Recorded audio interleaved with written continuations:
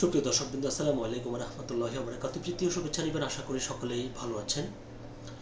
ইসলামী ব্যাংকের 4 কোটি টাকার লেনদেন স্থগিত করা হয়েছে বিএনপির একজন প্রার্থীর অভিযোগের প্রেক্ষিতে।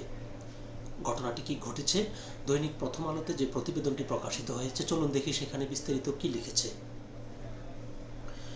নাটোরে বিএনপি প্রার্থীর অভিযোগের পর ইসলামী ব্যাংকের 4 কোটি টাকার লেনদেন স্থগিত। এটি হচ্ছে খবরটির শিরোনাম। বিস্তারিত বলছে, সোনালী ব্যাংক নাটোর শাখার মাধ্যমে ইসলামী ব্যাংক নাটোর শাখায় পাঠানো প্রায় 4 কোটি টাকার একটি সন্দেহজনক লেনদেন স্থগিত করা হয়েছে। আজ মঙ্গলবার দুপুর নাটোর 2 সদর ও নলডাঙ্গা আসনে বিএনপি প্রার্থীর অভিযোগের পরিপ্রেক্ষিতে লেনদেনটি স্থগিত রাখা হয়েছে। নাটোর 2 আসনে বিএনপি প্রার্থী রুহুল কুদ্দুস তালুকদার দুলু আজ মঙ্গলবার বিকেলে শহরের নিজ কার্যালয়ে সাংবাদিকদের জানান, ঢাকা থেকে সোনালী ব্যাংক নাটোর শাখার মাধ্যমে ইসলামী ব্যাংক নাটোর শাখায় সন্দেহভাজন একটি ব্যাংক হিসেবে প্রায় 4 কোটি টাকা পাঠানো হয়। জানতে পেরে তিনি জেলা রিটার্নিং কর্মকর্তার কাছে ওই লেনদেন স্থগিত রাখার আবেদন করেন।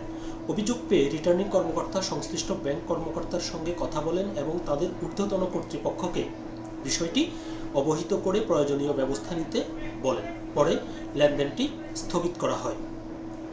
রুহুল কুদ্দুস তালুকদার বলেন, ভোটের ঠিক একদিন আগে এতগুলো টাকা উত্তোলনের বিষয়টি সন্দেহজনক। এই টাকা ভোট কেনাবেচার কাজে ব্যবহৃত হওয়ার আশঙ্কা আছে। সুষ্ঠু নির্বাচনের স্বার্থে তিনি লেনদেনটি স্থগিত রাখা যুক্তিযুক্ত বলে মনে করেছেন। ইসলামী ব্যাংক নাটোর শাখার কর্মকর্তা এভিপি রাজাউল করিম বলেন, 4 কোটি টাকা লেনদেন ইসলামী ব্যাংকের জন্য তেমন কোনো বড় লেনদেন নয়। ভোটের সময় ব্যাংক বন্ধ থাকবে, তাই একটি এটিএম বুথের জন্য এসব টাকার চাহিদা পত্র দেওয়া হয়েছিল। এর মধ্যে সন্দেহের কিছু নেই। সোনালী ব্যাংক নাটোর প্রধান শাখার কর্মকর্তা উজ্জ্বল কুমার বলেন, একটি লেনদেনের ব্যাপারে অভিযোগ পাওয়ার পর ঊর্ধ্বতন কর্তৃপক্ষের সঙ্গে কথা বলেছি, তাদের সিদ্ধান্ত মোতাবেক ব্যবস্থা নেওয়া হয়েছে। নাটোরের জেলা প্রশাসক ও রিটার্নিং কর্মকর্তা আসমা শাহিন বলেন, ইসলামী ব্যাংকের একটি লেনদেনকে একজন প্রার্থী সন্দেহজনক বলে অভিযোগ করেছেন। অভিযোগের পরিপ্রেক্ষিতে প্রয়োজনীয় পদক্ষেপ নেওয়া হয়েছে।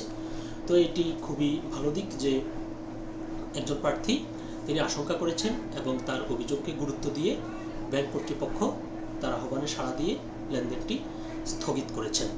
ঠিক আছে, এমনিতেই নির্বাচন উপলক্ষে যেহেতু টাকা পয়সার লেনদেন হয় এবং ভোট কেনাবেচার জন্য টাকা পয়সা আদান প্রদান হয়, সেই দৃষ্টিকোণ থেকে তিনি অভিযোগ করেছেন এবং এটি খুবই ভালো একটি দিক যে ব্যাংক কর্তৃপক্ষ তার অভিযোগটি আমলে নিয়ে সেটি স্থগিত রেখেছে। যদিও ব্যাংক কর্তৃপক্ষ বলছে যে তাদের নিজস্ব একটি এটিএম বুথের চাহিদার ভিত্তিতে ওই টাকাটা